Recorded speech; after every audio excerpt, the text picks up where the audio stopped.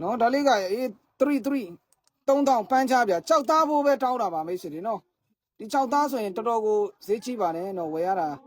နော်ဒီလိုမျိုးခက်တန်လေးတွေဆိုရင်နော်မိတ်ဆွေတွေဈေးတန်းထဲမှာမိတ်ဆွေတွေအားမငယ်ရတဲ့ quality အသွင်ရောင်းအသွက်ဝယ်ဗျာနော်အဲ့လိုမျိုးလေးတွေအသွင်ရောင်းအသွက်ဝယ်လိုင်းလေးတွေပေါ့အယောင်းဝယ်လို့ရတယ်နော်မိတ်ဆွေတွေနော်မိတ်ဆွေတွေရဲ့နေပယ်ကိုရောက်လာတဲ့အချိန်မှာမိတ်ဆွေတွေမကြိုက်ဘူးဆိုရင်ပြန်လက်ခံတယ်နော်ရောင်းပြီးရော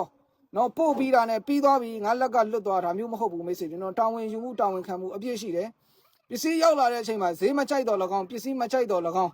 နော်တခုခုအစင်မပြေလို့မကြိုက်တော့၎င်းကျွန်တော်ဘက်ကနေပြီးတော့100ရာခိုင်နှုန်းတာဝန်ယူပြီးတော့ပြန်လဲလက်ခံတယ်နော်ပြန်ရောင်းပေးတာမဟုတ်ဘူးနော်ချက်ချင်းပြန်ငွေလွှဲပေးတာနော်ကျွန်တော်အချိန်တစ်ခုယူပြီးတော့ပြန်ရောင်းပြီးတော့မှအေးစစ်စစ်ပြန်လွှဲတဲ့အလုပ်မလုပ်ဘူးမကြိုက်ဘူးပစ္စည်းပြန်ရောက်လာတယ်